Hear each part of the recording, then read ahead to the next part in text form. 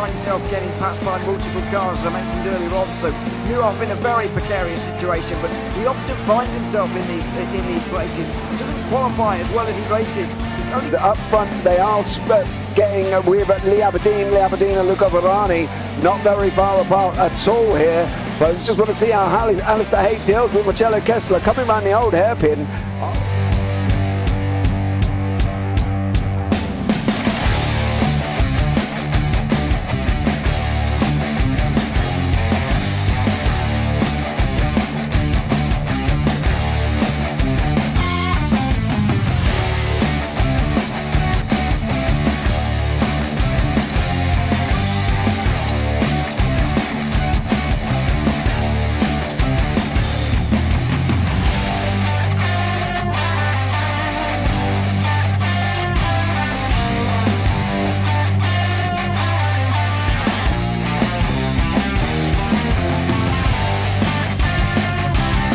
I would say it's not the best decision they've ever made, just not having done that under the safety car, really. Yeah, they're taking their pit stop strategies from Ferrari lately or something. What's going on? In turn one, just too much gas on them, too much feet on the out pedal, and unfortunately he's dropped him all the way down the order. But Philip Hammer is out in front by an 8.91 seconds.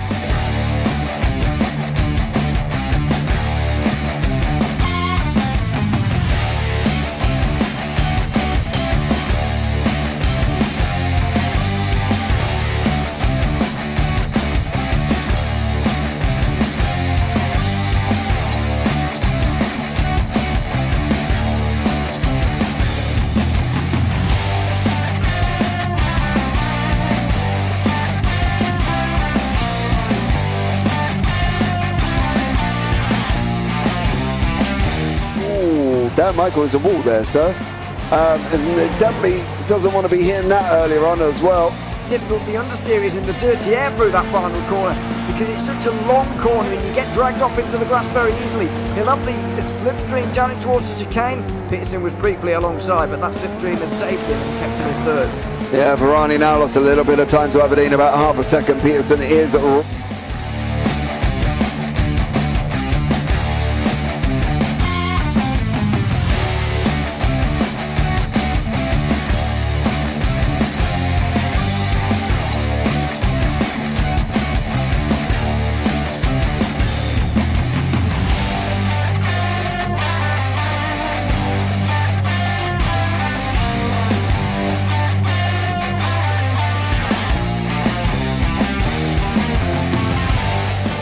Pike's pushed more and forward up ahead.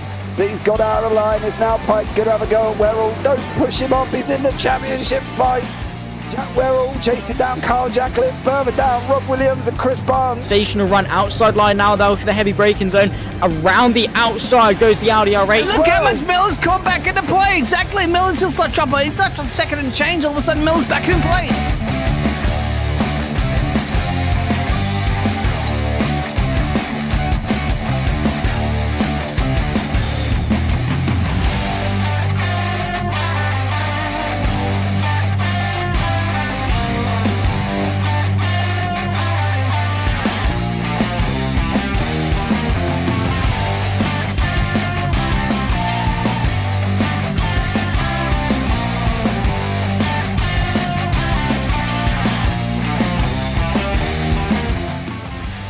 On to the back end of Phil Jocelyn. So there's been a lot of movers and shakers in this first 2 laps here for race. Absolutely serious racing league. Everybody's a lot have fun. Yeah, and it's all about the entertainment. So I hope everybody is enjoying themselves out there in the chat. We know that Ron is enjoying himself watching. And the Burger King machine's off into the grass a little bit there. Is that really bunching up now?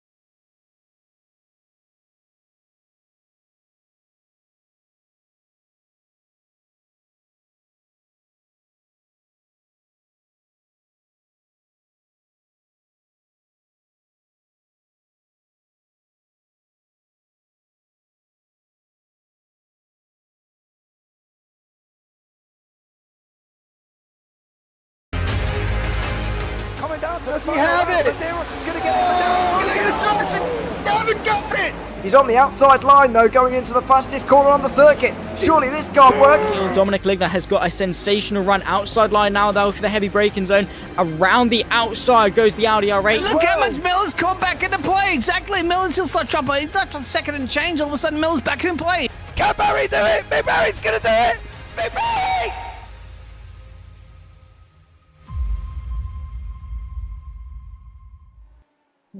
Good evening, good afternoon, and good night, everybody. My name is Michael David. I am filling in for myself and James Parfit, who actually is out on vacation tonight. A well-deserved vacation for the boss. James, I know you're listening. I hope you and the wife are having a great time. But tonight, Lightspeed Racing League, we are at Sebring International Raceway, and I am going to be joined by the one, the only Dean Biggles. But before we bring Dean in, let's talk a little bit about this track and this interesting combination. For me, I'm excited tonight because I've never had the W12 at Sebring. I know a lot about Sebring. I know it's not a very, very smooth surface. It's an extremely bumpy surface, and the W12 just doesn't like bumps at all, I think, as we all know. So it's going to be interesting. 3 DRS zones, and we are going to go ahead and take a look here. This track is 17 turns. And it's just not one that usually suits the W12. So I'm really stoked about this combination.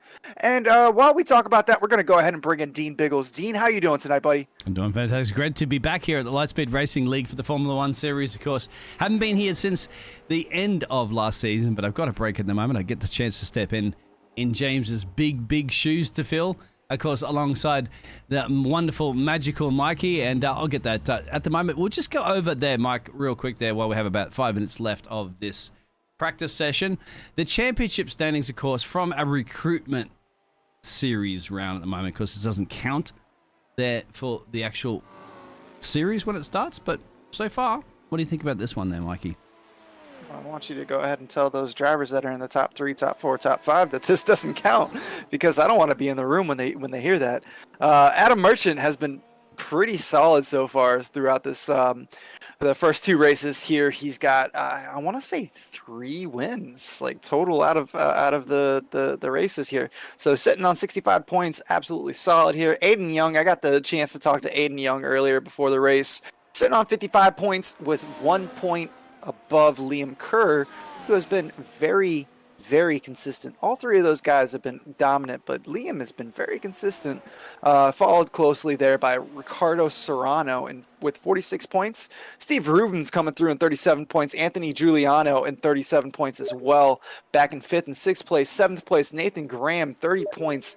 Tied with Kyle Herlitzky in 8th place. 7th and 8th place there at 30 points. Mac Miller coming through in 9th place with 24 points. And Grigor Georgiev coming through in 23 points. So just 1 point back from Mac Miller in 10th place there. Tomas Boniati, also had a momentary conversation with him earlier. He comes through in 11th place with Bullshift Racing, 22 points. Elliot Borg hasn't really turned up too much. We know how fast Elliot is. Obviously, he took 2nd place just behind Jay Smart and the previous season here, and we know he took the championship in the LSRL GT3 this past season here. But just kind of hanging out, watching the recruitment raceman, joining when he feels like it. Elliot Borg sitting there in 12th place, 21 points. Matt Melios, 13th place with 19 points. Josh Toothman with 15 points in 14th place.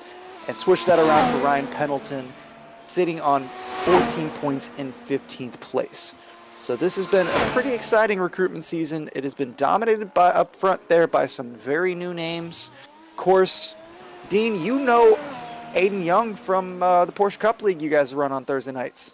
I've known Aiden Young since he was a small puppy back in the day, and the man the boy is now growing obviously into a motor racing legend at the moment, just growing. He's got a 5.1k I rating now, and I remember when he's like way back in the days of just barely under 2, and obviously support, as he said, from his father, his family, his racing community around him really gets him involved. And I'll tell you what, Aiden Young, mate, you're going to see him battling with all the top guns in any of the iRacing series in the future, and we're so proud to have him as well as we're so proud to have many of these other drivers. Adam Merchant, I'm not knowing too much about in this season, of course, but he's right up top of the timesheet, something to beat there. Mac Mel, of course, returning. John Silver, we're seeing. Thomas Beati, Ricardo in here, and all the usual names there. Daniel Johnson, Anthony, of course, the big boss there that puts it all on. The Dylan Gonez, who hasn't set a time at the moment in the practice, but you know these names. You're familiar with them from last season and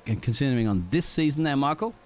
Any particular names to look out for the qualifying coming up soon? And then, of course, the race. Well, I think the easy choice, of course, would be Adam Merchant. He's sitting on top of the timing, and I talked about it in the little intro that we had there.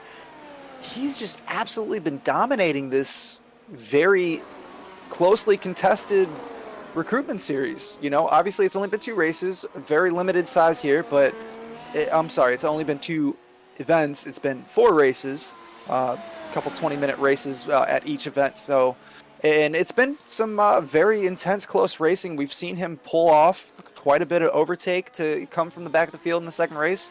Obviously, the first race comes off of qualifying. The second race is from a reverse grid of the top 10 there. Or I'm sorry, I believe it's reverse grid of the top 10. I'll have to double check that real quick.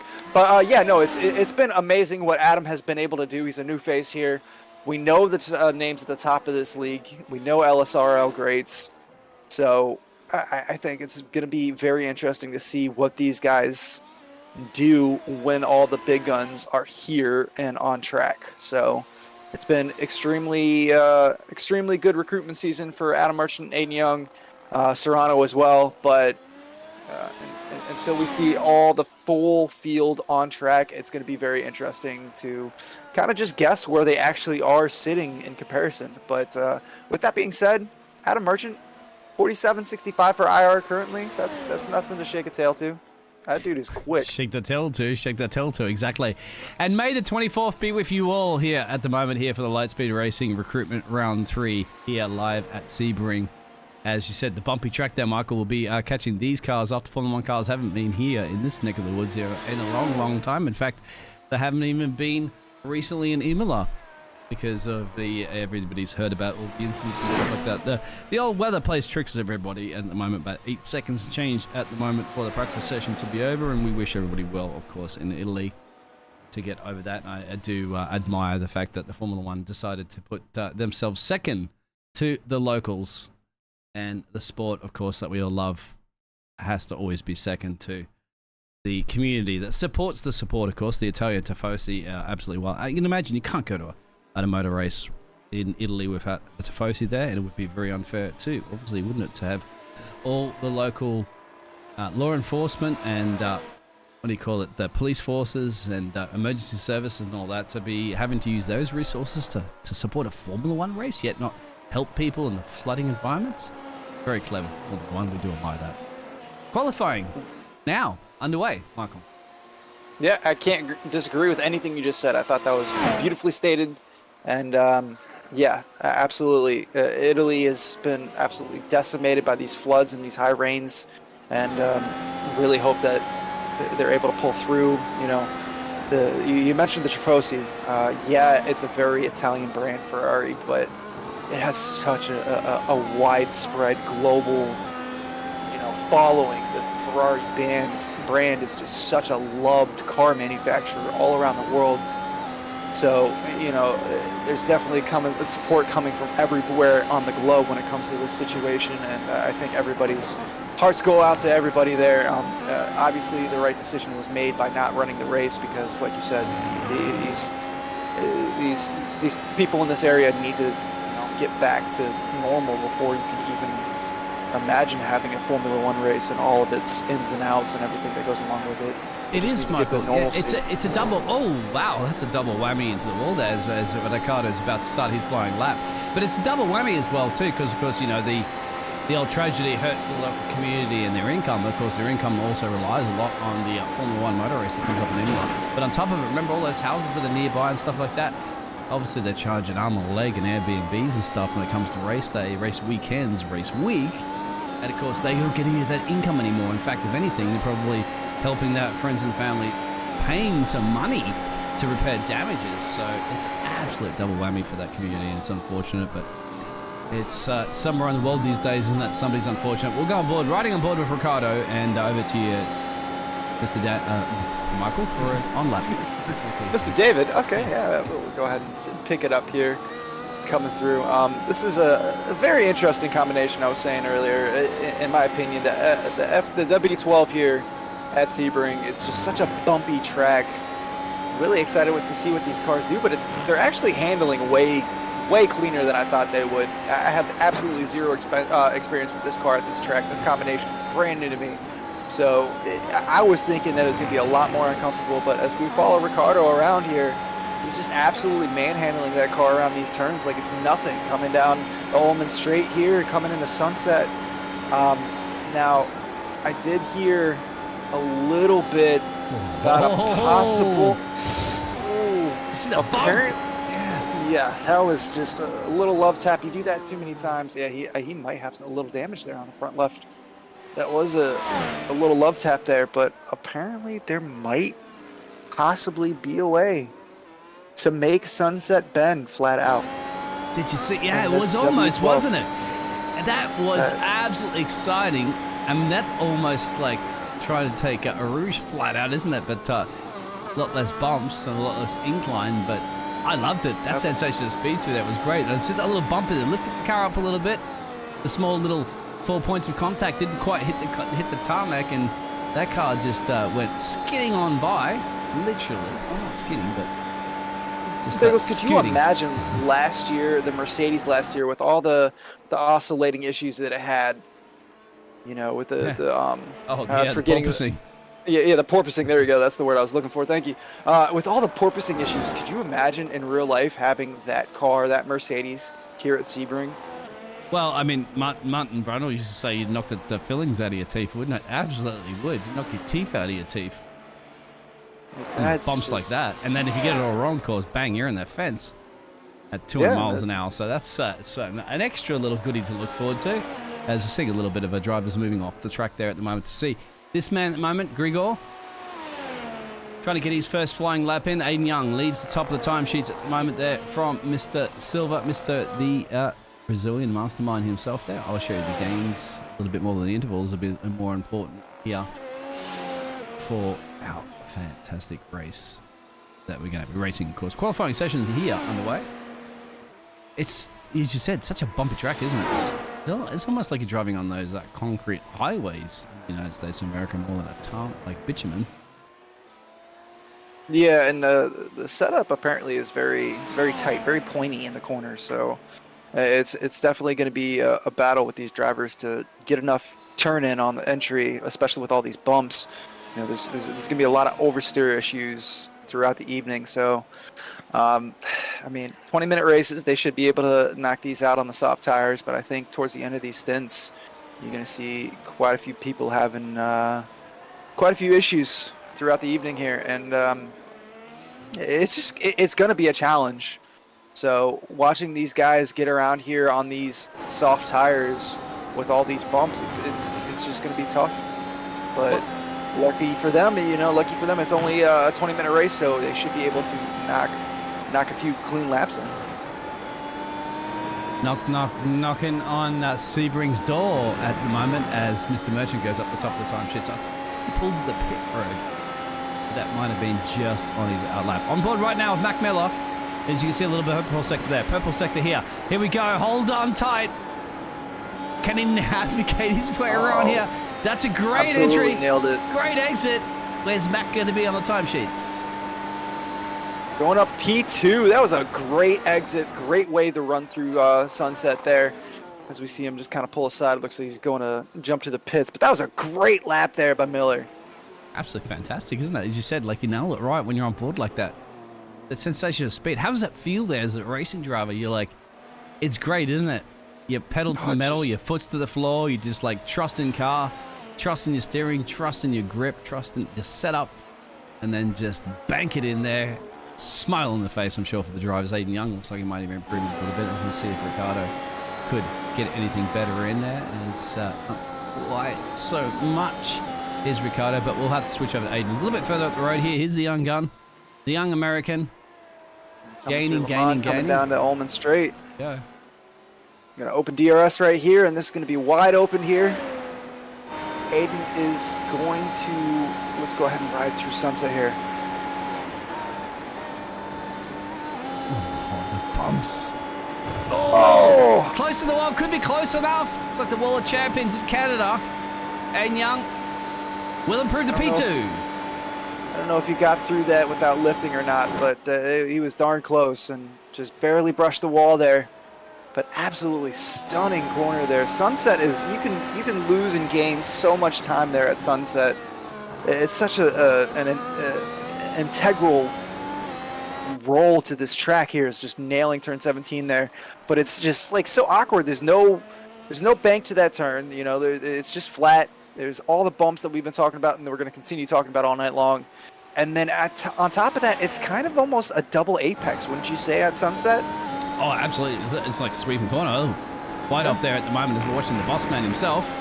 Going a little bit off track there, Anthony. Come on, Anthony. I love that pink and blue livery you're running at the moment. We'll have to switch back to Adam soon. But we'll see how Anthony finishes up his lap. And personal best across the board here for the boss man.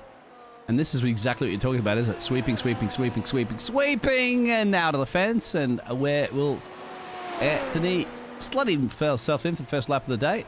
Well, he didn't. It was an invalidation. But this man could be something to keep an eye on here. Adam, top of the timesheets during the practice session. Top of the standings at the moment. Look at the way the car just rotates around there. The body roll.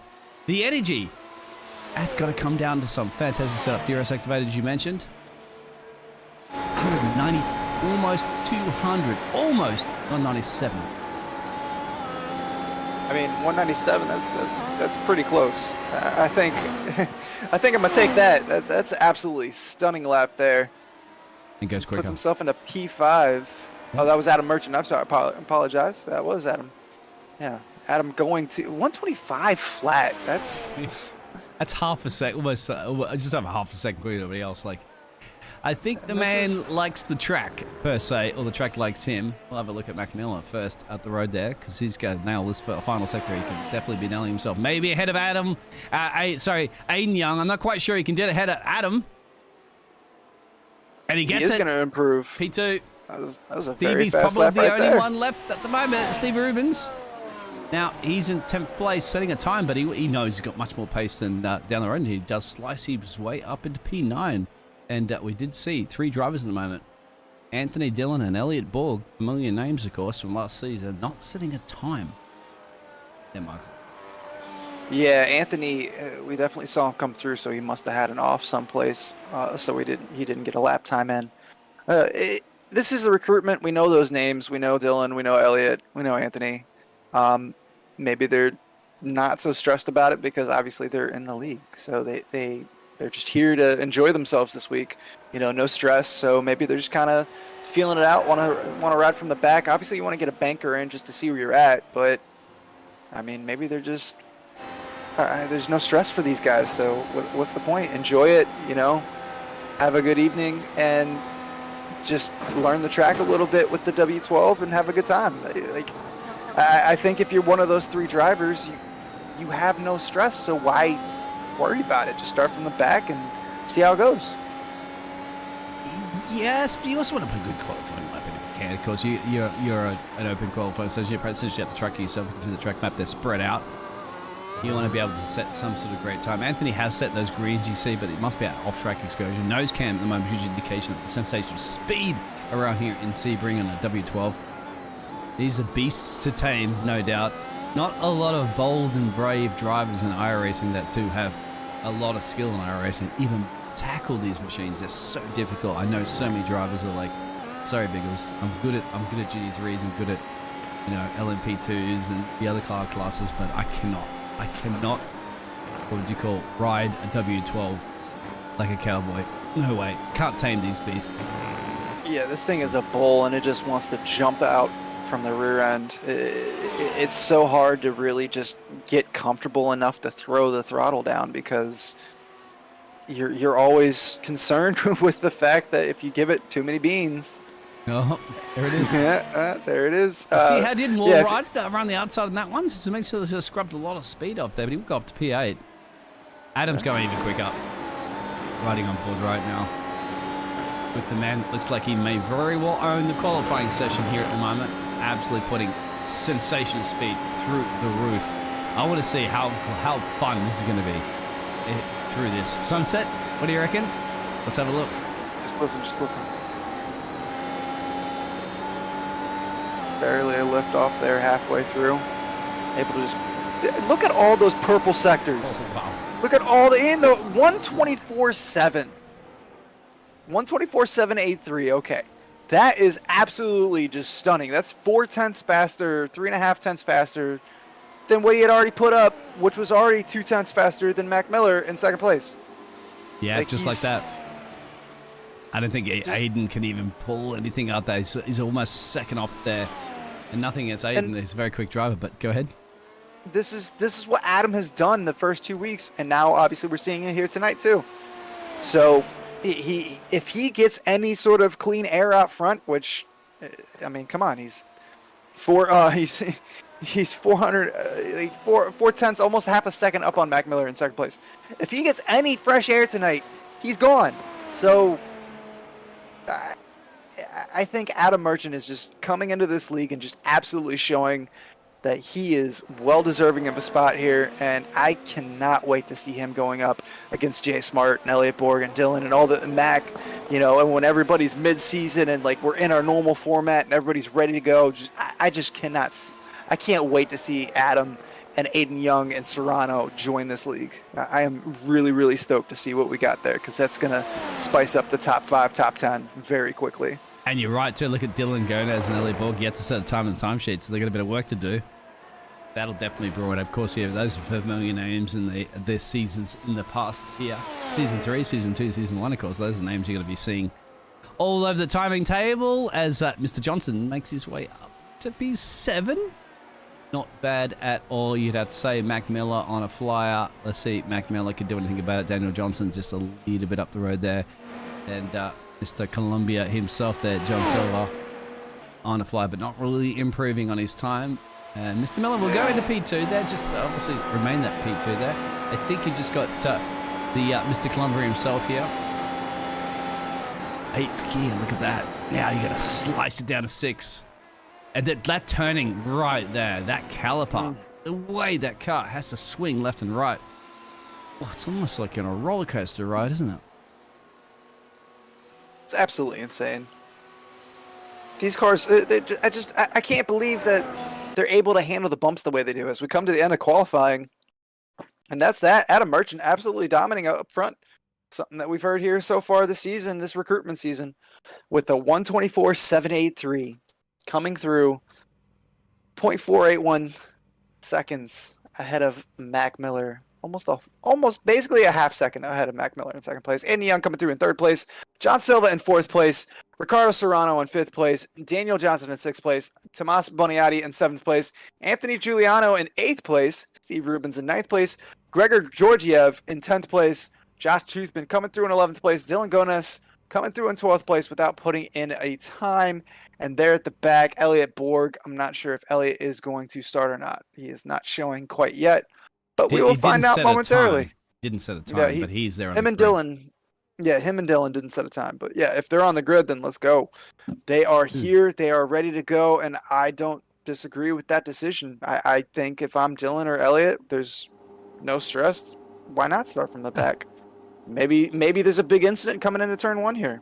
I wouldn't be surprised. Well, if you just joined, of course, welcome along to the Lightspeed Racing Recruitment Round 3 here from Sebring, America. And that is your track at the moment. If you're not familiar with it, it's 5.79 kilometers of bumpiness and sweeping corners tooth and nail. Commentated, of course, here by Michael David and myself, Dean Biggles, as James has his little vacation. But these drivers are not taking a vacation from this race there, Michael. They're going to have to get on the power. They're going to have to get on the gas pedal. They're going to have to also somehow slap that brake when you need to apply it, and how to apply it correctly. They're definitely not on vacation in Spain with the wifey, that is for sure. I do want to point out, jump out to Jay Smart in the chat. Sorry, I just noticed you messaged. But yeah, no, I am super excited as well. You said we're going to love it. I agree. It's going to be good racing tonight with the W12. I'm stoked. Let's get this started. Can't wait to see you on the track though, Jay. So let's go. We see Barney up there. We got our lights coming on. we're going to be green here momentarily as we got 4, 5 lights, and Barney is waving that green flag, and away we go. Adam Merchant getting a pretty good start. Mac Miller there, just a 10th off, and Adam has to cut him off. He has to move over and then jump back into the inside, so Adam Merchant is able to hold that lead, but, oh, yeah, Miller got really wide there.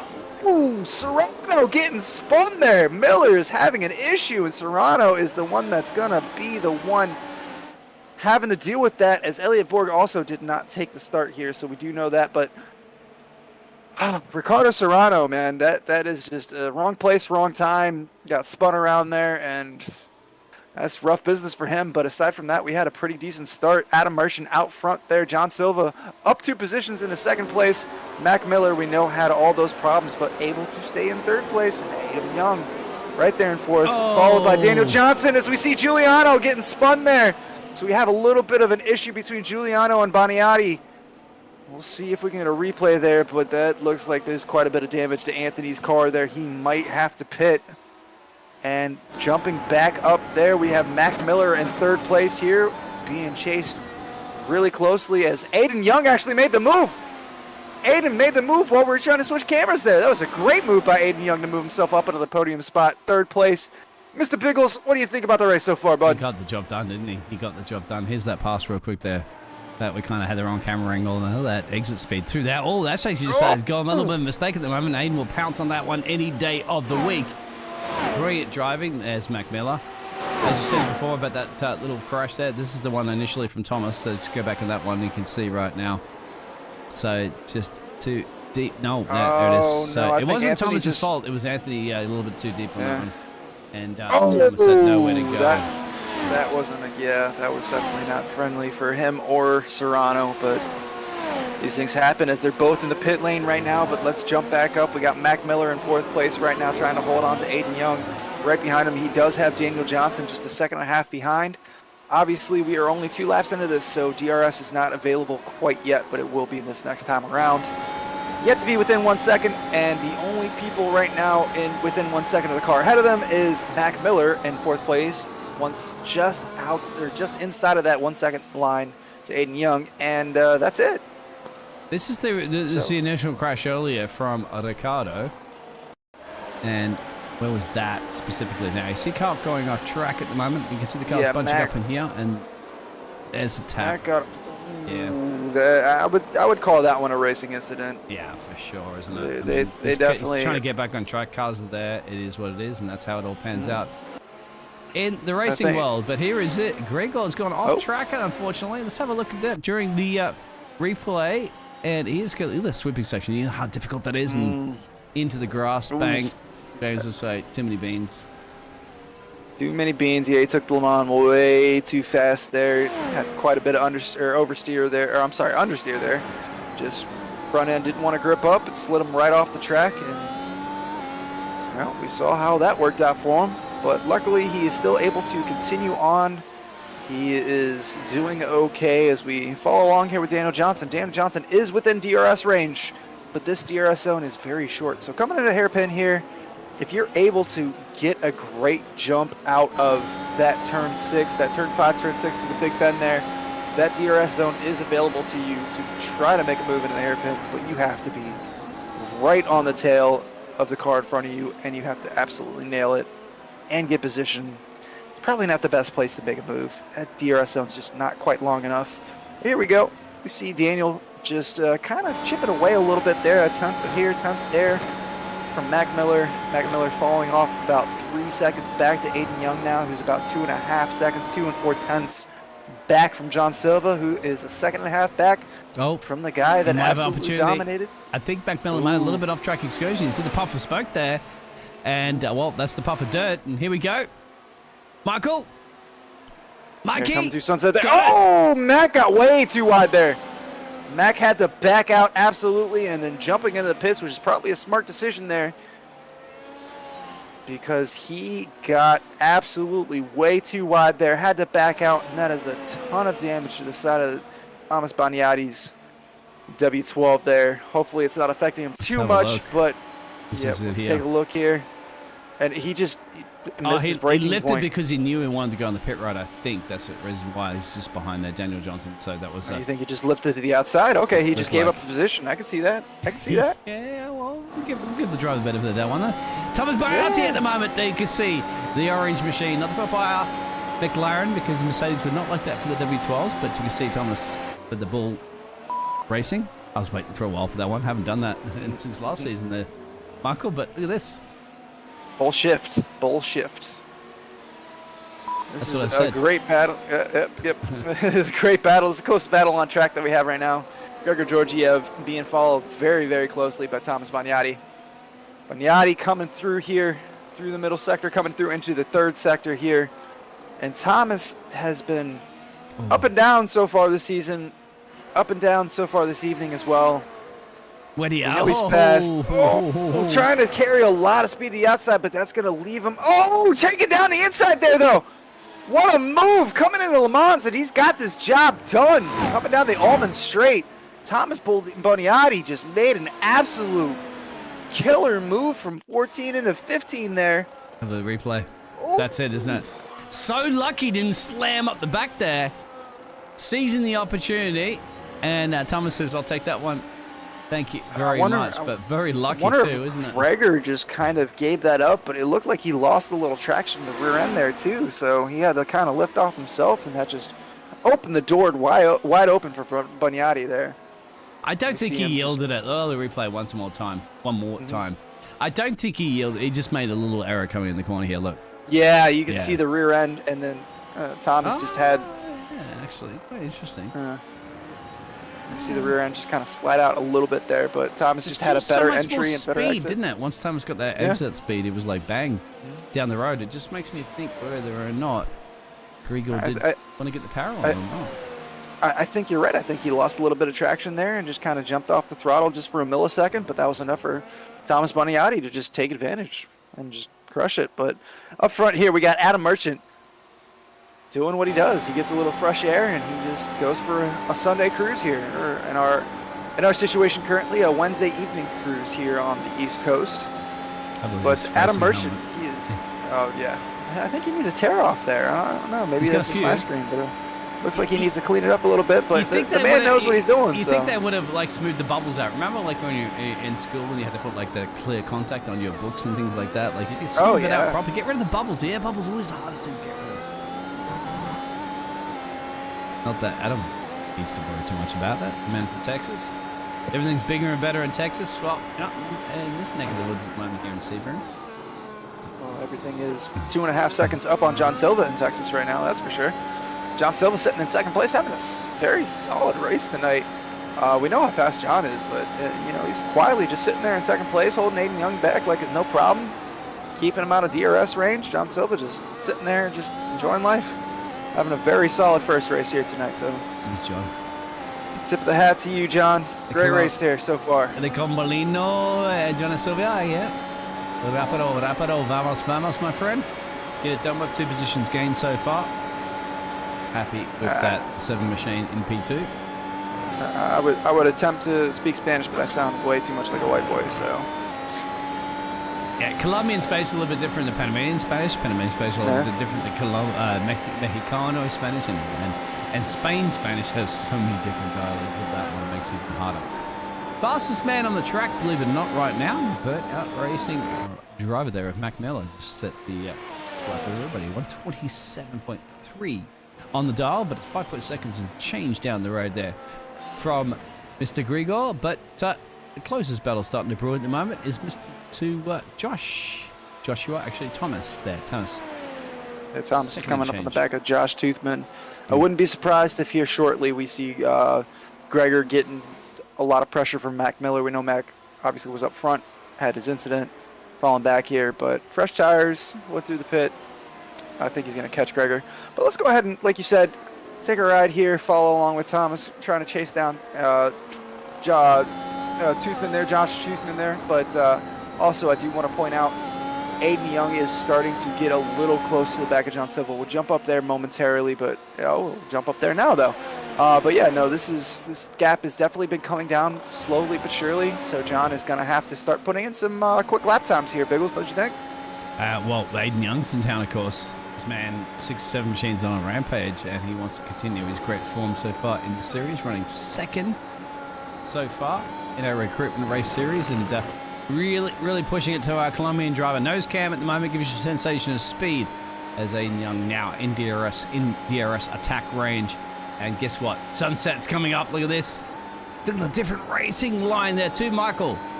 Completely you can do different. so many different lines here, and Aiden was able to make his line work. He's going to be side by side with him. They're going to have to go into turn one side by side. This is going to be rough. It's going to give the inside to John Silva. Aiden has to back out of that, but he's right on the tail end here, and he's going to try the switcheroo. Not quite enough to get his nose in there. Still very, very, very close racing here between Silva and Aiden Young here. So I think, with a little DRS help, Aiden might have an opportunity here into the hairpin. I think he's a little too far back. Yep, that DRS zone is just not quite long enough. But watching him come through here, Aiden Young is just absolutely crushing it. I did get the chance to talk to Aiden for 5-10 minutes before the race.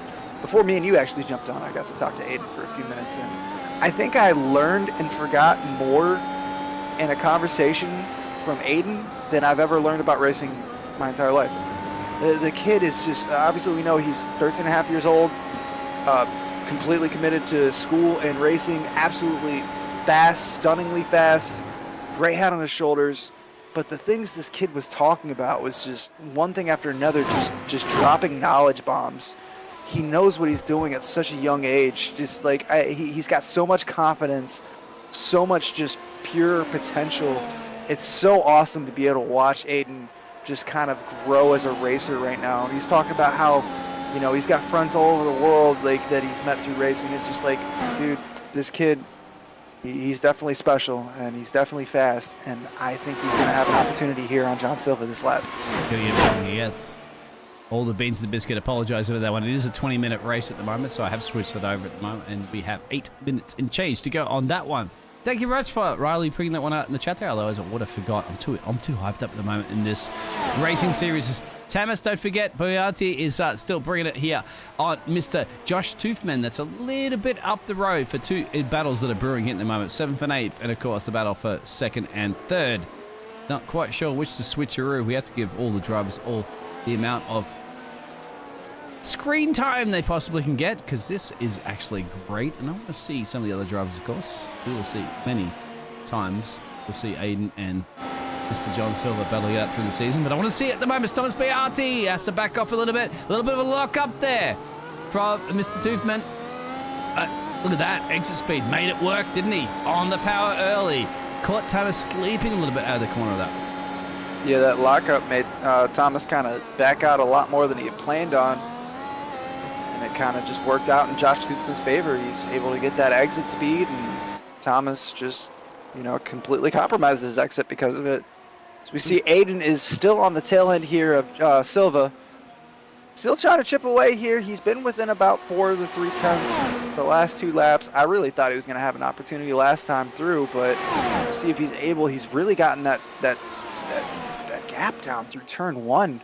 Down to 2/10. It's such an exit, isn't it? Out of the final sunset corners, it's just like a completely different racing line. It's working brilliantly for him at some point.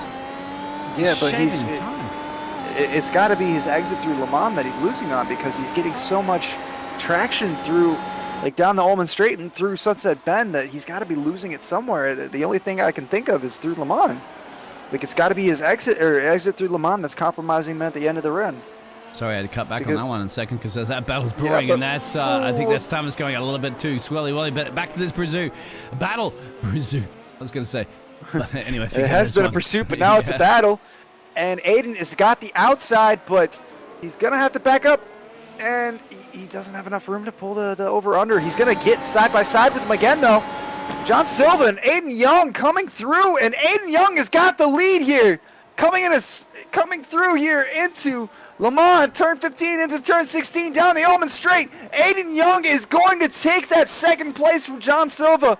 Silva does have that boost here from DRS. Is he going to be able to make a move, as we've seen so many times before, so many different racing lines here through Sunset? He takes the inside. He takes the move back. And that is job done. These two just keep switching back and forth. Absolutely nothing between these gladiators. They are centering their way around this track, of course. We've had about 5 minutes and change to go on this race. What brilliant racing is yet to see. Of course, the season is yet to get started. We're just in the infancy stages of this one. Just heating up. Just building and building and building into the recruitment to see. I guess they should all be on the grid for the Formula One light speed racing season. Absolutely for sure. A little bit of a moment before there. Unfortunately with Josh, we'll go back on that one because I do not want to miss this action. Aiden doesn't and John Silver doesn't. This is absolutely phenomenal. This is what these recruitment races are meant for. We get to see somebody that we know, John Silva, in this league, has been in this league. We know what kind of driver he is. We know he's fast. We know he's safe. We know he knows what he's doing. Watching him battle with Aiden Young, who we know through the Porsche Cup Series. We know through other things. We know how fast Aiden is. He takes that second spot back. This has just been an absolute duel between these two drivers. Coming down with 4 minutes left in the race.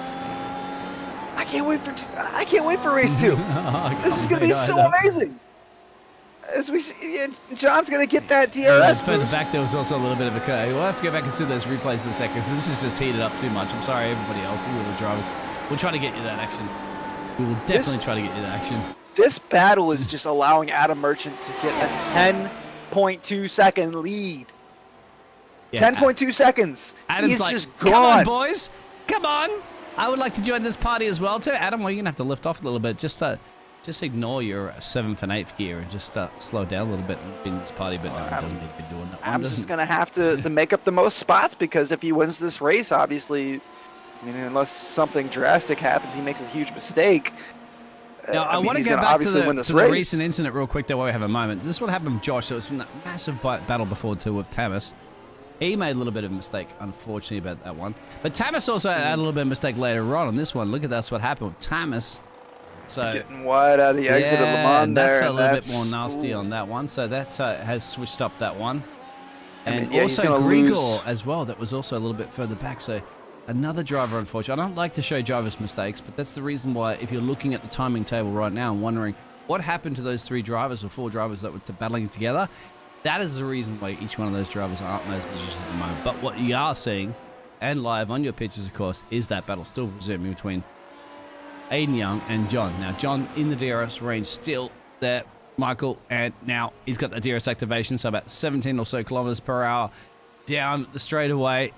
Gaining, get down about 3/10, maybe just on 4/10 shy there on Aiden. Aiden now has to perform the defensive masterminding of his career off to hold off Mr. Columbia. And Mr. Columbia, trust me, is a very, very fast racing driver, as we've seen before in the past. Yeah, he's absolutely stunningly fast. Just watching these two, the different lines that they take through Sunset alone. And the rest of the track, they just flow and just take turns here from there. It looks like John might be falling back a little bit, but the next thing you know, he's going to be gaining on the next little sector here. Is coming to a little bit of lap traffic there. It looks like that is Gregor Georgiev, but he is getting out of the way. That might be a problem. I was going to say, you're going through a little bit of the S's. That's nothing to say. So Grigor is not really wanting to be a put out and fight in that one. Grigor, of course, is not wanting to be it's just it's a bad place to be caught, isn't it? As a driver. Oh yeah, for John Silva, that was the worst place that he could catch that, because obviously we saw Gregor getting off of the light racing line as best he could, but through the twisties there, the racing line changes. There's not really much he could do there. So Aiden getting through earlier, and then Anthony had passed. This is a pass where he passed Grigor. Grigor on the pit road, but then unfortunately, Anthony, I'm sorry, boss man, I'm gonna have to go back to what happened a little bit later. Because sweeping through here, that's onto the grass, and that, unfortunately, you save it? Yes, he does. Good job on that one. We Captain. have seen quite a few, But then quite again, a few later, good saves tonight. He might not have saved it too much around here. Yes, he has. He's just completely lifted off here, got back on track there, and good on you, because obviously it's catching some of the drivers off, and that's what it does, but it's not catching this man at the moment off. Because Mr. Taking that Adam, white flag there. Absolutely. He is on his final lap. Adam Merchant up about 9.8 seconds. So Aiden Young is starting to chip away at that now that he's quote-unquote free from John Silva, but it's a little too late for that. So they're both going to have to start from the back of the field in the second race. But as far as the first race is concerned, Adam Merchant dominated qualifying and then absolutely dominated this race. Got a little fresh air and said, goodbye, I'm out of here. And now he's going to take a green checker flag. Yeah, do you think at the moment he's lifting? It doesn't look like it. He's driving his pants off this machine right now, the Texan driver, number 6 machine. Yeah, the worst thing he could do right now is let off too much and make a stupid mistake because he's not focused. So just keep your head down. I'm sure Adam knows exactly what to do here. He's only got a couple of turns left. Coming down the Ullman straight. Doesn't have to worry about traffic. Anthony Giuliano is ahead of him, but not going to be an issue on this final lap here. As we see Adam Merchant coming through Sunset for the last time in Heat 1. Absolutely dominated qualifying. Absolutely dominated Heat 1. There's your checkered flag, and that is your first race. Adam Merchant coming through with a victory. Aiden Young coming through in second place, followed very closely by John Silva. We're going to see Daniel Johnson coming through Sunset, just finishing up right now, coming through in fourth place as he crosses the line now. And Dylan Gones, who didn't set a time in qualifying, was able to move up through the field, up 7 positions into 5th place there. Mac Miller falling back from 2nd all the way to 6th place. Then we got Steve Rubens coming through now, followed shortly by Josh Toothman. Both of them are coming just into Sunset currently, so unless we see a change in position here, one of these two kind of get loose. Looks like they both nailed Sunset. Steve Rubens, Josh Toothman coming through. Ricardo Soriano, we've seen it a couple times. He's able to do very well in qualifying. Kind of messes up a little bit in the first race. Maybe it's strategy because he starts near the top of the second race and always comes through in the second race. I mean, he's sitting in the top 4, top 3 points for a reason there. Last car on track, we have Anthony Giuliano. I apologize, Anthony. I don't know where I got the Alex from, but yeah, he's coming through there in 10th place. Gregor Georgiev rounding out the field in 11th place. Thomas and Elliott not finishing the race.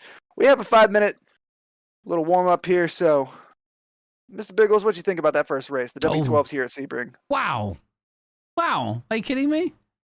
What absolutely fantastic wheel-to-wheel racing. You kind of like wish a real Formula 1 sometimes could continue that up lap by lap by lap by lap, isn't it? You do see that. You get a little snippet sometimes of real F1 providing those great battles, but I guarantee you don't see that for lap by lap by lap too much, do you, in the real F1? But you will see it here in the Lightspeed Racing League as they have a little bit of a warm-up.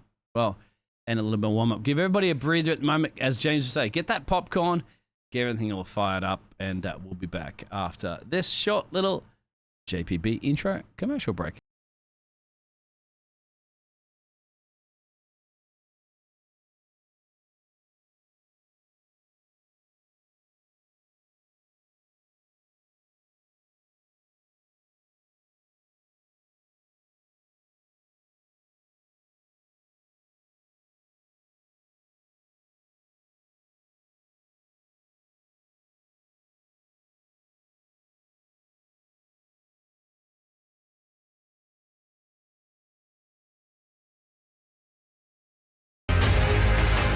Coming down for Does the he final have round. it? Medeiros is going to get it. Medeiros is gonna Haven't got it! He's on the outside line though, going into the fastest corner on the circuit. Surely this can't work.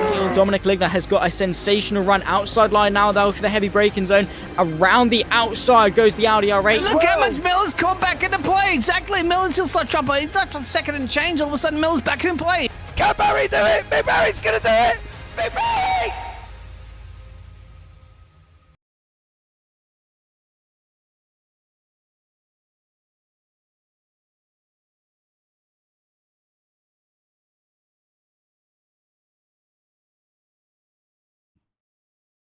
Hey guys, welcome back here, LSRL at Sebring in the W12. It's been an interesting first race here, and it's going to be a very interesting second race. We have a reverse grid flip. Adam Merchant coming through, winning the first race, crushing in qualifying, crushing the first race. Aiden Young coming through in second place, 7.2 seconds behind John Silva in third place, rounding out your podium. Daniel Johnson in fourth place, Dylan Gones in fifth place. Mac Miller coming through in 6th place. Steve Rubens in 7th place. Josh Toothman in 8th place. Ricardo Serrano in 9th place. Anthony Giuliano in 10th place. Gregor Gorgiev in 11th place. Thomas Boniati in 12th place. And not taking a start for the first race there, Elliot Borg. Hopefully we'll see Elliot in the second race because he would be starting from the podium. That would be a very interesting thing to see. But I want to go ahead and throw it back over to my co-commentator tonight, Dean Biggles. Dean, what do you think about that first race, bud? I told you it was great, isn't it? Sebring always produces some great... Just the way they navigate Sunset's absolutely amazing. How everybody's enjoying themselves out there here this evening. Make sure you hit the bells, the like, subscribe, and all the jazz. You know exactly. Thank you very much there, Riley, saying about the timed race. I fixed that jazz there because I'm substituting here for James. It's on holiday. We managed to give James a holiday, didn't we? Doesn't happen very often, but trust me, his wife really, hopefully, is definitely appreciating that one. So she gets to spend some time with her man. The boss man definitely deserves it. I will say that. I think he absolutely crushes it day in and day out. We wouldn't be here without him. Yeah, he gave up his day job. So imagine, like, he's gone from having to spend 8 hours a day or whatever in his regular job as a teacher as well.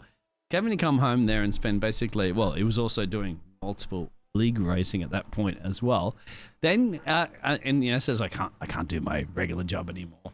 Quits his day job, then continues to do this for probably more than 8 hours a day, 12, 13, 15 hours a day and stuff like that. No wonder why his missus, his better half, says, okay, James, you know what? Beep. We're going on a holiday. We're going to Spain. Let's not bring the pain with us of casting and commentating. Just come and relax. And everybody here at JPB has stepped up with the brilliant crew, isn't it? The production team that James has put together there so that we can have James have his holiday. And of course, it wouldn't be done without all the fantastic leagues that we broadcast for. And of course, Lightspeed Racing League has been one of those leagues that have supported JPB. Of course, JPB has supported Lightspeed Racing League. And we all know those familiar names, don't we? Anthony, we have Dylan, John, Elliot Borg, Aiden recently, Daniel, Ricardo. I mean, we've had all those gladiators out there on the track there. We wouldn't have James have a holiday, and we wouldn't have the great racing that we can broadcast, have we, Michael? Yeah, but you know who don't have on track tonight? We don't have Jay Smart. Jay Smart out there in the chat. Yes. But not here on track. I'm missing Jay Smart. Yeah, exactly. Where you at, Jay? I know this is the recruitment race, but come on, man. Where you at? Yeah, James, this is Formula 1, on mate. Track. It's the pinnacle of motorsports. You can't take a couple of months off. You got to be back at it. We're not quite sure if Daniel Ricciardo is taking essentially like now a couple of months off Formula 1 can jump back in that car and actually perform anymore. You know, there's stretchy. There's a lot of drama going on with that whole Red Bull situation there. So that's and all the rumors, of course, about Lewis going to Ferrari and do you think? I don't think we're silly season just yet, are we? We're not even halfway through the season. You can be silly season. Apparently, silly season came early. I mean, Wow. could you see him? Can you see Hamilton? No, absolutely not. No need for him to go in there. So who would you take away? Would you take away Carlos, or would you like? No, he would not go in. He's not going to go in Ferrari. He's in a car that's the same performance as Ferrari. He's not going to go in a Red Bull. So Lewis Hamilton has nowhere else to go at this point, but stay exactly in Mercedes. Oh, and we got a bunch of lights on our screen, so let's go ahead and jump to that, Biggles. We got 5 lights, and we are ready to go, and here it is. Green flag, Elliot Borg not taking the start. Anthony Giuliano is out front there, followed very closely by Thomas Boniati and Ricardo Serrano. As we come into turn 1 here, everything is all quiet on the front here. Let's see if they got through cleanly through the back and the mid of the pack. It looks like everybody is kind of sorted out side by side through a few of these turns, but everything has been clean so far as Thomas Boniati loses a spot to Ricardo Serrano. And that's just what I was talking about before this race started. Ricardo has made a few mistakes in the first heat and made up for it in the second heat. That's why he's up there at the top of the championship points. We jump back to Adam Merchant. Adam Merchant started back in 12th position because Elliott did not take the start. Already up 6 spots. 6 spots making the move here. We follow him and Mac Miller side by side. It looks like Mac has the inside line. We'll see who has to back out here. Side by side once again. They are just going head to toe here. It looks like Aiden Young is able to pull ahead there. Adam Merchant is up in 7th place. It is Aiden Young that is battling with Mac Miller. I apologize for that mix-up there as we jump forward a little bit. Gregor Georgiev off track. He's getting passed here by Dylan Gomez, Adam Merchant, and it looks like Aiden and Mac Miller 3 wide as they come into Sunset. This is not going to work. Surely somebody has to back out as Gregor thinks smart of it. And this has been a very, very, very solid first lap here. Mr. Biggles, what do you think about that first lap, bud? It catches you off guard there, and I apologize about that one a little bit. Sometimes the drivers don't load in, so the camera you have focused on that driver doesn't show the race start correctly. So I do apologize about that one, but trust me, we have race replays. We'll get that one back later. Let's just, who was it that didn't load in, actually? I'm quite curious, because that just threw a spanner in the mix there. But anyway, spanner in the mix, of course, is Mr. Merchant. The man that has won the first race at the moment, looking to slice his way past, maybe into that position. Yes, he's got it done there, so 9 positions gained already. Yeah, that's done and dusted on Josh Toothman, and we know that it's a passing opportunity, but we haven't seen too many passes into the hairpin. This is early in this second race here. Obviously, he's got the pace, and he's got the braking power, and he's got the grip on those red top soft tires to make that move through the hairpin. Moving up into 4th place, like you said, already in the 4th place, trying to cut down on Thomas Bagnati's 3rd place spot there. I would not be surprised to see Thomas Bagnati that's a bad under pressure exit. very quickly. Mac's gonna Mac take Miller, yeah, he's going to have this down the Ullman straight on the inside of Dylan. He's going to have the better opportunity through Sunset, or at least have the inside line. We've seen quite a few lines coming through Sunset here. Unless Dylan's able to do an over-under, he's not. He got very wide, and that puts him under pressure. Barely getting out there in front of Aiden Young. That was very close here as Anthony Giuliano gets passed for the lead here by Ricardo Soriano. Ricardo saw that Adam Merchant car coming up behind him. Dylan is off here. He has lost the rear end of that car. There was contact made. And that is going to be a rough time for Dylan Gomez. See if we can get a replay of that. But Dylan completely off track there. Lots of damage. We'll get a replay here, and it looks like he just got net coated. That's tangled. Yeah. That's a tangle. That's unfortunate for both drivers there. Was it Steve Rubens that he got pulled into, or is that John Silva? Either way, it was rough for both of them. Yeah. John was able to pull away a little bit. Is Mac Miller on Aiden Young. Here. So, yeah, you got young guns and old guns in town here. I'm not sure how old Mac Miller is, but either way, I'm going to call you an old gun right now against Aiden Young. I think everybody's an old gun against Aiden Young right now. You can't go wrong with a person as young as his name. Aiden Young's going to be great when he's in his 80s. It's like, he's still going to feel young, isn't he? That's such a great name to have. Aiden Young's here in the States, and I mean, I know it goes state by state, but how many people on this track right now aren't old enough to hold a driver's license? Yeah, true, but hey, he can drive me, shotgun me any day at the airport. Look at this. You could be seeing a 3-way into turn 1. Barney's not even happy about this part. Barney, hype yourself up, my friend. It's called the Lightspeed Racing League. Michael. This is absolutely insane racing here. We get 3 wide, and then Aiden Young just pulling it out in the middle of that. Just, okay, see you guys. Let's go from 3 wide to I'm going to leave you in my dust now. Further up, if you weren't excited about that party, welcome along to the party for P2. Well, down the outside through the hairpin, there is a little bit of a lockup there. Thomas Bagnati putting a ton of pressure on Anthony Giuliani. And that's just bringing Adam Merchant up into the podium. These guys are battling it out, and Adam's here to pick up the pieces. Yeah, be careful for Adam at the moment. He's definitely going to be slicing some pieces through it at the moment. He's like, I've stepped on Lego before. I'm from Texas. I'm dealing with stuff, and he doesn't have to deal. Thomas goes a little bit too deepy-weepy and slippery-slidey there. So Adam now making his way currently up into P3 at the moment, and he has the boss man in town up the road there, Anthony. As Ricardo is still in this race by 2-something seconds change. But look at that. They are nailing that one. They're slicing through that one like butter. As James did have food references. I don't even have a food reference to that at the moment, but there it is. It is Adam. Man to look out for. The man on top of the timesheets. Look at the way he's out on the cones of that. It's going to be an off-track excursion for sure. But can he get the exit speed on the boss man of Anthony up the road? Gonna have an awesome opportunity here. Sleepy Weepy, crying those crocodile tears. Getting these moves done though. Merchant up on Anthony. Around the outside. Just absolutely just around the outside. Great job there. I don't know too much about a trailer park, but I know he made that move done around the outside. It's absolutely stunning speed here. We've seen it the first 2 weeks and just. Will the real Adam please stand up? Please stand up. I think he certainly did. Look at this. Oh yeah. Further back in the field, of course, you have some flying gums through here. Tamas, you got there. Anthony has to hold off this pack at the moment because this pack is coming tooth and nail. I'm not quite sure if you're going to be howling your way in Sebring. I'm not quite sure in this part of the world if there are wolves, but there are definitely some drivers in some heated moment here. We're only 7 minutes to change in this one. 13 minutes to go, Mikey. Yeah, I'm going to go ahead and drop a horrible M&M link here. We got D12 there in 12th place. That was horrible. I'm sorry. It was just sitting on my shoulders there. I had to let it go, but it is what it is. I'm sorry. I'm I think sorry you might lose that James on that one. You might not get that. But it looks like we're building a little bit of a DRS train until we get into sunset. Aiden Young just driving to the inside and just making that move.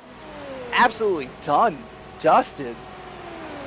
Mac Miller right behind Thomas Bagnotti. Thomas is coming under a lot of pressure. He got the inside here, but it's going to put him on the outside coming through here, and it's going to be tough for Mac, but I think Mac's going to get that job done. Yep. Maybe a little bit of contact, maybe just a little bit of wheel spin there. I'm not 100% sure what that was, but Mac Miller got that rear end. He delivered with it.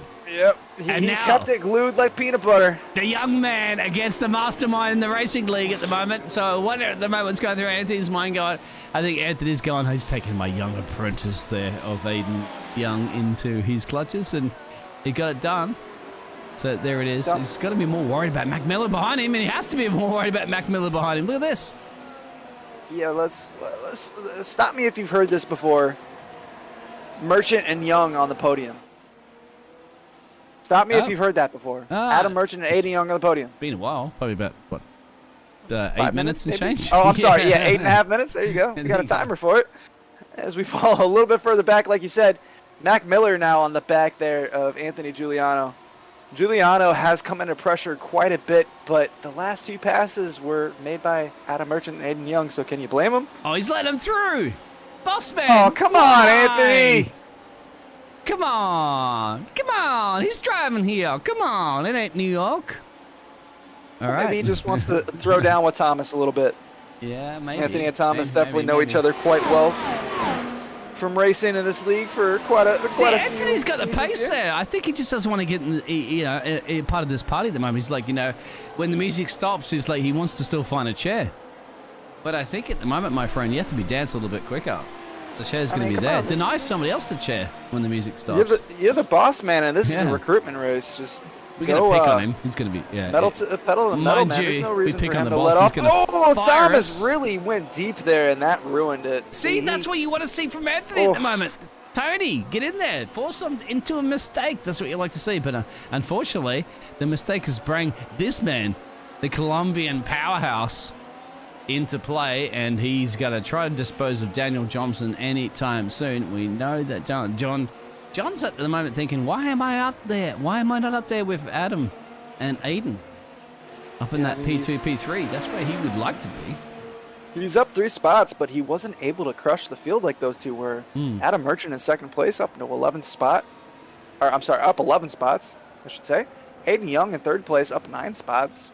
Mac Miller, fourth place, up 4 spots. Then you have to jump back to Daniel Johnson and John Silva, both up 3 spots. Oh, John Silva makes the move here. Yeah. Up 4 spots now. Come on, Daniel. You can't yield that position that much. Remember, you are in basically the recruitment series, so I would say risk it for the biscuit a little bit more you would do in a regular racing season. Maybe he wants that DRS toe. You never know. John, he just wants to show that he's a clean racer and that he's respectful. Dan the man. Come on, there's nothing wrong with clean racing. I mean, maybe he's just here for the recruitment race just to kind of put his feet in the water and just see what it's like. Maybe he's not showing his full potential. You're going to put your feet in the water. He's just here to have fun. Gotta dip your toes in the sand, bud. You know that. You're from Australia. Yeah, I was going to say, you can dip your toes in the Great Barrier Reef of Australia and see if you get nibbled by a great white shark or not. Can get that one shot. Biggles and me both have that in common. We both know a little bit about great white sharks. There was one that washed up about a month ago, just a couple miles up the beach from me. Really? I know about Brucey. yeah. Yeah, Brucey, shark, fish are friends, not food. But I didn't know. Really? A great white shark washed up in your neck of the woods? Yeah, North Myrtle. I'm in Myrtle Beach, a little on the southern side of Myrtle Beach. Somebody North got Myrtle, to give that shark 20 minutes away, a compass, man. It should be down under. Ooh, Silver goes definitely venturing off into the gravel. And here we go. Well, this is what I fear, my friend. The man, that's 11 positions gained. The man just won the last race, the number 6 machine. He's got to have... Are you the one that... Yeah, Ricardo has to hold him off. And that's 8 minutes to hold him off, too. Yeah, I don't mean to cut you off there. I'm just saying, if you're Ricardo Serrano, you're the one that's scared right now. You've got the man, Adam Merchant. You got to throw out some chum. Throw out some chum so that the great white Adam Merchant shark can bite at that one and distract him, but that's it. That's got to be making a mistake. Done and dusted in the hairpin. That is definitely going to be an issue. It ain't over yet. Was that net code? What happened?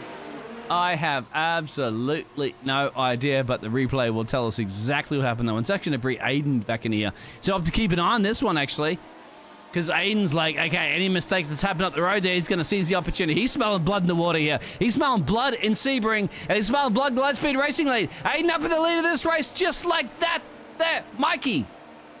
I think Adam Merchant and Ricardo Serrano both have damage. They just came together and completely fell off the pace. Mac Miller is just absolutely flying just past Ricardo like he was standing still. On the back here, coming down the Ullman Straight, but he's going to get past Adam no problem. That's got dinged up wings for sure. Oh, yeah, that is a lot of damage at the front of that car there. He might have DRS, but that's not helping him at all. And this has pretty much ruined both Ricardo Serrano and Adam Merchant's race. So John Silva has an opportunity to get up here on a podium. Oh, let's contact. Let's put Thomas around, I was going to say. Thomas has moved up. Oh, Adam Merchant is driving into the pits. Somebody was spinning there. Yeah, is that Dylan? I think it was Dylan. Adam's that going was the pit road, there. so he's definitely got the damage to deal with. I think that might have been. Let's have a look. I think it was Dylan that was spinning there. Let's see if we do we have a replay of the incident between Adam Merchant and Ricardo Serrano. Yes, we do, sir. Go ahead and take a look at that because that is a huge moment in this race. Adam Merchant in the pits, obviously. This is when Adam passed, but they could call it a pass, but it wasn't really, was it? Look at that. That's definitely net code. Yeah. They were very close, but there was room. They never touched tires. That is absolutely just heartbreaking for both of those drivers. And then, like you said, a ton of damage on the front wing there for Adam. Not really anything he can do. He's going to come back out. He's going to finish this race, but you know, he was up 11 spots, almost 12 spots. Was going to win 2 races in a row. Went a little too deep, a little too early. Probably could have picked his spot a little better, but it is what it is. This is clearly a recruitment race. This is clearly Adam Merchant's fast tonight. He's got to win. It's not going to hurt his chances. You would have liked to seen a little bit more space there, but that was clearly a net code situation.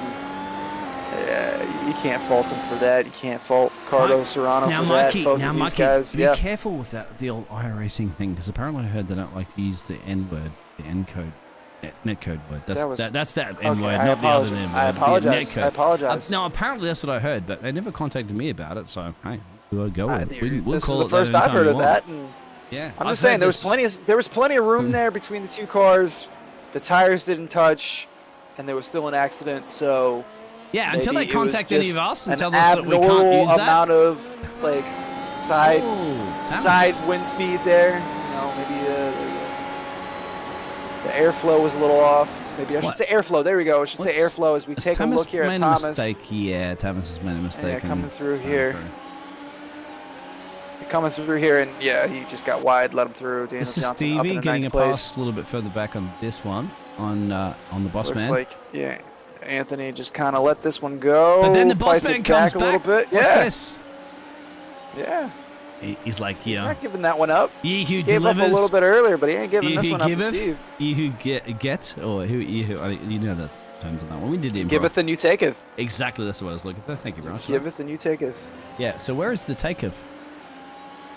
That's what I'm curious about. I mean, Let's I further guess back. this was the taketh. He gave the he gave No, it he the gave it spot back here, and then look. This is taketh the taketh. back away.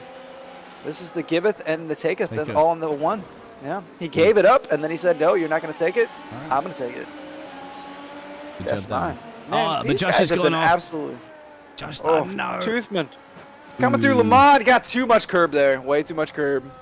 He's able to save it, but that just absolutely destroyed his Ullman straight. And so.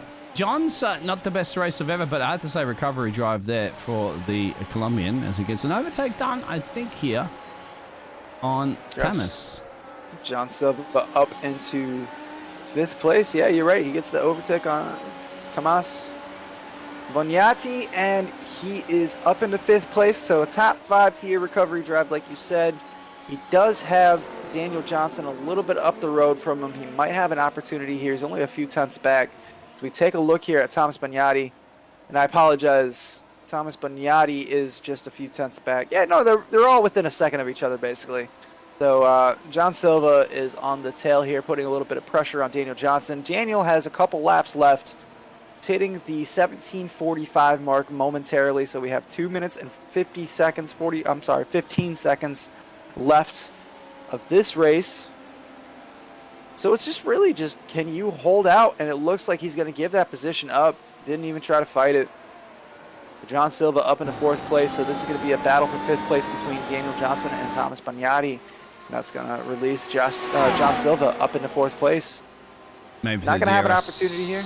Maybe. Yeah, that DRS was pretty strong, but I mean, unless Daniel gave up that position to get that DRS, I feel like that was a pretty Simple. easy pass there. Caramello's position gainers and losers in this one at the moment, so Daniel's happy to gain that one. I want to see, I'm curious whether or not Mac Miller, that's on fire currently at the moment, is going to be able to do anything about Aiden Young. I'm just curious of those lap times. He was quicker. Aiden Young must have made a mistake. On the last lap, Mac Miller was the quickest outside of Adam, that's currently running a P10. We know Adam's pace. But, however, Mac is almost in DRS range right now of Aiden in the dying stages of this race. So he's got an opportunity right here, right now. He shaved almost a second on Mr. Aiden Young, sorry, at the moment. And then here is Mac Miller time. We had Mac Miller time. It ain't the Mac time, but it's certainly Mac Miller time for the event. Look at this. Look at the speed. Look at this. Half a second gain there. Mikey, he could have a shot at a race win here on the dying stages. He really does. Yeah, we're going to get the white flag right here. He's going to get a little bit of DRS help. Or he got a little bit of DRS help down the Ullman Straight. Brought it in within half a second here. He's got to go full send. He's got to hope he's got enough grip left in those tires. And he's got to put Aiden Young under a lot of pressure. Because Aiden Young might be young, but he's got a lot of experience. He knows what he's doing. And like I said, I talked to him a couple minutes before the start of this race, and I swear he just dropped knowledge bomb after knowledge bomb after knowledge bomb, things that I've never thought about. He was just pulling out like a feather in the cap. But this is going to be really tough here. 6.7 or 0.6, about 0.7 seconds back. Mac Miller about 7 tenths back. He's got to have a great exit out of Le Mans. He's got to make up a little bit of time here, and he's got to have a great exit out of Le Mans to have a chance into Sunset. I think he's a little too far back. He made it interesting, but I think he needs another lap and a half to really get a true opportunity here on Aiden. I think Aiden, unless he makes a mistake, is going to be safe. But it's all about this exit into Le Mans. Coming out of Le Mans, is Mac Miller going to get that DRS open? He got a really bad exit. He lost a lot of speed. He's going to get DRS. He's going to close it down, but he's going to be way too far away. So unless Aiden Young bends it here through Sunset, and we know he's not going to do that because he's a beast. He's a monster. He's 13 and a half years old, and he is your Race 2 feature race winner here at the recruitment race tonight at Sebring in the W12. Aiden Young up 11 spots on top of the race. Mac Miller coming through in second place. Ricardo Serrano back 12 seconds from these two. Rounding out your podium. In third place, John Silva coming through in fourth place. Good recovery drive up 7 spots there for him. Daniel Johnson up 5 spots into fifth place. Thomas Bagnotti in sixth place. Gregor Georgiev coming through in 7th place. Steve Rubens in 8th place. Anthony Giuliano in 9th place. Adam Merchant was absolutely blazingly fast. Came up through the field. Had a bit of an issue there with that N-word. Falling back and still up 3 positions in 10th place. Josh Toothman in 11th place. Dylan Gones in 12th place. Elliot Borg not taking a start tonight, just joining the session just to have a freedom of camera choice there for Elliot. But absolutely stunning run by this young man here. We will speak with him momentarily. Aiden Young doing donuts out there at the back of the hairpin, having a grand old time. Your race winner. And Biggles, what do you think about that one? That second race there definitely had quite a bit of drama there towards the end here. Yeah, it did. What do you think about that one? Mac had a few more laps on that one, isn't it? He could have done it either way. That's the Heat 1 results. We need to go to the feature results, of course. Of course. There it is for you to go over there, Mr. Mikey. I think Mac there in second place, if he had another lap and a half, definitely would have had a really strong opportunity. Just a little bit too far back there from Aiden Young taking the win. Ricardo Serrano rounding out your top 3. John Silva in 4th place. Daniel Johnson in 5th place. Tomas Bagnotti in 6th place. Gregor Georgiev in 7th place. 8th place goes to Steve Rubens. 9th place, the boss man, Anthony Giuliano. 10th place goes to Adam Merchant, who obviously was flying and had that big incident late in the race. Josh Toothman, 11th place. Dylan Gones in 12th place. And Elliot Borg never taking a start here tonight for Bull Shift Racing. Coming through in 13th place, just hanging out with us tonight. Shout out to Elliot. Shout out to everybody in the chat. Shout out to you guys. And let's go ahead and have a conversation here. We're going to bring Aiden Young into the chat, into the booth here. Or maybe Biggles, do you have the ability to do that? Because I'm trying and it's not working for me. So Aiden. I do. There we go. Aiden, congratulations, bud. We talked a little bit before the race. You had a lot of confidence. That was an excellent second race there. You got a little bit of luck from Adam's incident there with Josh Toothman. Or I'm sorry, with Ricardo Serrano there. But Aiden, tell us how you felt about tonight. Oh, I feel awesome.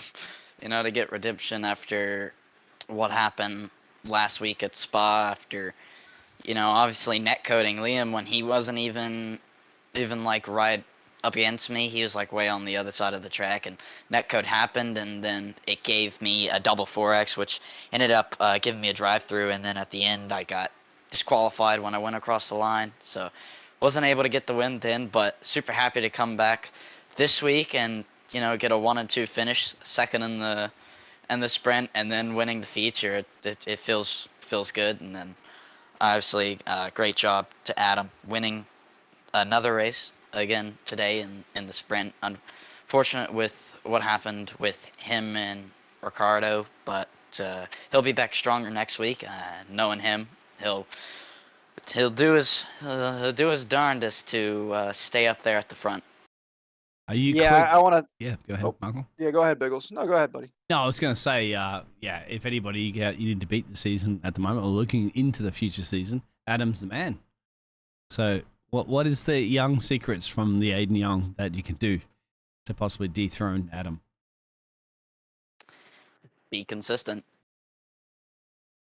That's the best quality of a solid race car driver. Being consistent. You can be fast, but if you can be fast consistently, that's all that matters. Aiden, thank you for all the tips earlier tonight. And me and you talked for a little bit before the race. Were you happy with your race pace overall tonight? Did you have any towards the end there that you were coming under a little bit of pressure there from Mac Miller? What was your overall feeling for the pace overall tonight with your car? Pace was pretty good in the sprint, I would say, but the feature, I don't know where it went. It just kind of went out the window. But part of that could have been because I noticed that from my driver input overlay, so like my throttle and brake, my throttle was glitching going a straight line. So it was like I was pressing my throttle full throttle, and it was just glitching between 100% and 50%. So I was losing time there in the straight. So I had to try and make it up in the corners by by just pushing as hard as I can and trying to get on the gas as soon as possible, and stay out in front once Matt got within a second of me. Yeah, no, losing speed towards the end of a straight like that because of a throttle issue is never going to help anybody. So you did a very good job managing that, obviously, coming through with a feature race win here. Aiden, I want to thank you for joining us tonight. Congratulations on the win. Is there anybody that you want to shout out to tonight before we let you go? Yes, I'd like to thank my team for watching, cheer me on today, helping me get faster, giving me driving tips of where I can improve and where I'm already pretty solid at. Adam for practicing with me, also giving me tips to get faster in the car. My dad for spotting for me, and then all my friends for watching and cheer me on as well, and then you guys as well.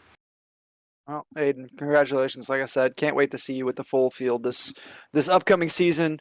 Thank you for joining us tonight, and good luck next week. And we'll see you soon. I'm sure we will talk to you soon. I got one final probably question, tomorrow. Aiden. Oh, yep. Yeah, Le Mans coming up this weekend. Are you participating in it or not? Right, Le Mans. Yes, sir. It's Wait. Oh, I'm all over the place. Sorry, my bad on that one. You all know what's happening on this weekend. The Biggles, you got me lost, man. You're gonna have to explain a little bit everybody? here. You're gonna have to explain a no, little. I don't think I know what you're talking about. I'm stalling for time at the moment. Isn't it the Daytona? No. Indy. Indy. No, Indy. I'm The confused. Indy 500. Yeah. No, forget it. Sorry about it. I'm all over the place. Anyway, Aiden, always good to hear you here. It seems that Michael was actually impressed at the moment. You had a bit of a yarn to him and improved Michael's racing skills as well. So, Yeah. I always like to lend a helping hand. I do it in real life as well. When I just like to help people. If I can watch them and see where they're losing time at, I like to at least give them tips of where they can be better. At least from what I've seen. Obviously, I'm not the best driver, so I can't help them be, quickest of the quickest out of whatever group they're running. But I can certainly help them get faster. Well, Aiden, I do really appreciate the time that you spent with me earlier tonight, and I'm sure me and you will talk sooner in the future. We are going to let you go. We're going to bring Mac Miller here in one moment, but thank you very much for talking to us tonight. And like I said, congratulations. I will say this: my driving, you have been very helpful, but I'm a little helpless, so it might have been kind of wasted here. But your talents are clearly good on the racetrack here. I'm going to go ahead and bring in Mac Miller here, second place. Actually, I'm going to ask you, Biggles. Biggles, you have the ability. I do not. So, I do have the ability now. Aiden, you have a great night, sir. And Mac Miller, second place. How you feeling about tonight, bud? I'm very sweaty. That's Very the only way sweaty. to really sum this one up. Well, I mean, this is definitely a sweat. So, you were putting a lot of pressure there on Aiden Young here at the end of the race. You think if you had another lap and a half, you think you would have been able to make a move, or at least, what were you thinking there towards the end of the race? Another lap would have helped. I should have had it done with the time I had, but I just did not take care of my rears. Couldn't quite get the traction, and a real chance going into final straight. I just blew it and went wide, pushing too hard. It was kind of get it done there or don't. So you got to go for it, but just didn't quite work out this time. You want a little too many beans there. Got a little loose coming out of Le Mans. We saw it happen on stream. We saw you just cutting down time after time. So obviously you did have a little bit left in the tires there in the rear, but you were crushing it through the race. Walk us through what happened through your first race there. Walk us through your first race. Race one just didn't really pan out well. Mm-hmm. Went a little wide, turn one. I was just being overly cautious on cold tires and just forgot to turn the wheel enough. So I probably should have been more aggressive there. Managed to keep it straight. Looked like we had a little race incident coming back on. I felt like I got turned into. I probably didn't leave enough space. Just chalk it up to a racing incident. That damaged my front wing, so I spent too many laps trying to baby it before I decided to just hit and get it replaced.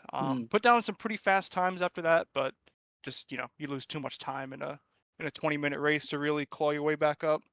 Yeah, a little too late there. Unfortunate, but you made it up for it in the second race, coming through in P2. Yeah. You Yep. clearly had the pace. So looking forward to the season. Obviously, you've got the experience here in the LSRL League. Seeing these new guys coming into the recruitment races, what are you thinking as far as the actual season coming up on us? I don't think I'm gonna be able to just roll up to qualifying with no practice anymore. I'm definitely gonna have to put in the hours. I want to be competitive this season for sure. Gonna have to put a few more laps in, but hey man, Mac, congratulations on your second place tonight. You clearly had enough pace to just absolutely throw it around tonight, and I agree with you. I think if you had another lap and a half, you probably would have had a chance to at least show a nose to Aiden. But congratulations on the second place. Is there anybody that you want to shout out to tonight? Well, shout out you guys. Great broadcast as always. I'm kind of watching it halfway right now. Shout out to everyone at Lightspeed. They do a great job. This is the only real F1 league I've ever seen that is still, kicking. So that's great. Aiden, that was a phenomenal race. I wish I could have had a little more wheel-to-wheel battle with you, but those opening laps were definitely fun. So thanks. Well, Mac, appreciate you joining us, man. Congratulations on that second place, and we're gonna let you go. And real quick here, we are gonna bring in third place Ricardo Serrano. Ricardo, can you hear me? Are you there? He might be deaf and he might not be able to hear me. I'm gonna pull John Silva in real quick. Oh, there he is. Ricardo. Hello, guys. Congratulations. Hey, how you doing? Can you hear us? We're good, Yeah. right? Hey, man, congratulations on third place there. Looks like you had a little bit of an incident there towards the end of the second race. Why don't you walk us through what happened there from your perspective? Well, I mean, I thought I left enough room, but apparently we ended up touching somehow. But I ended up watching the replay, and we never touched. So I guess that was just a bit of netcode. So I really don't know how to explain it. I guess that's just a racing incident right there. But there's not much I can do about it. I'm not a steward by any means, but from my perspective, and I think Biggles agrees with me, it seemed more like a netcode. Or I'm sorry, I'm not. I just found out that I'm not allowed to say the netcode thing, but it seemed more like a connection issue, not a connection issue, but like a non-contact issue. Then, because it looked like you definitely had space there between the two of you. But you had plenty of pace tonight.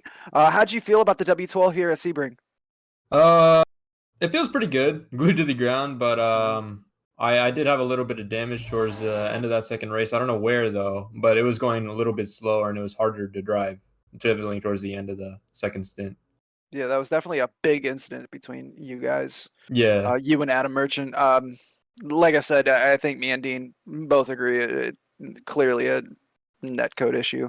But, yeah, obviously you lost a little pace, but you were able to hold on to third place. So what was going through your mind there as far as, like, the end of the race there? Like, what were you thinking?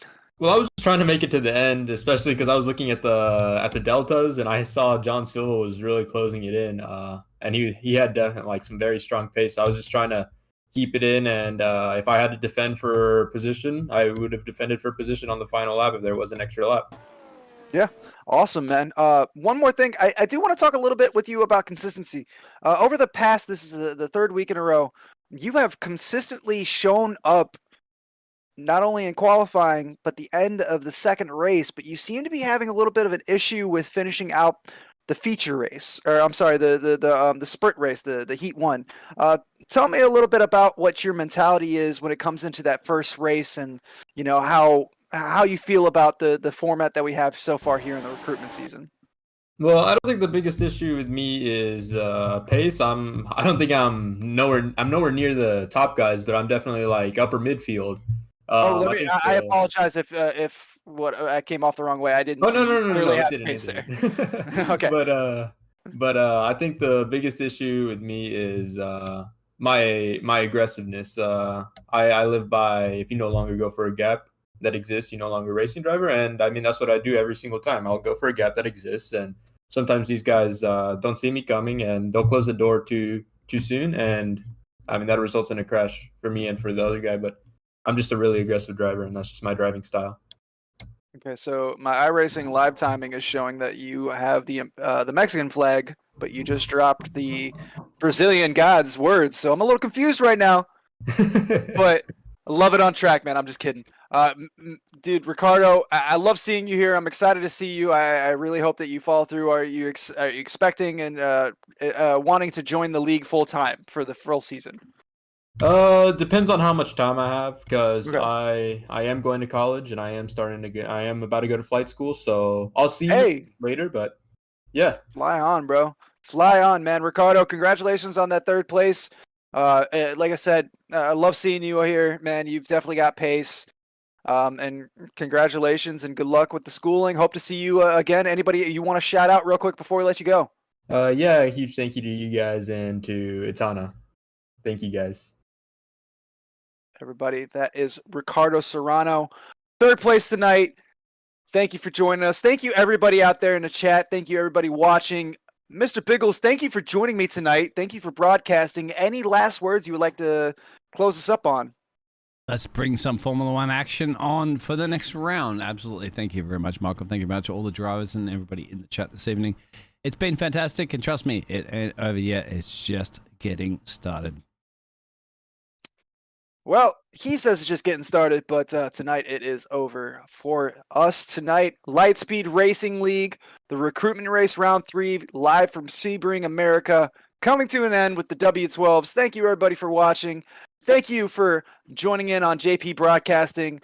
Don't forget, hit that like button, hit that subscribe button. Join us for all this awesome racing. Thank you for joining us tonight. Much love. And congratulations to Aiden, Mac, Ricardo, all of our racers tonight. Have a good night, guys.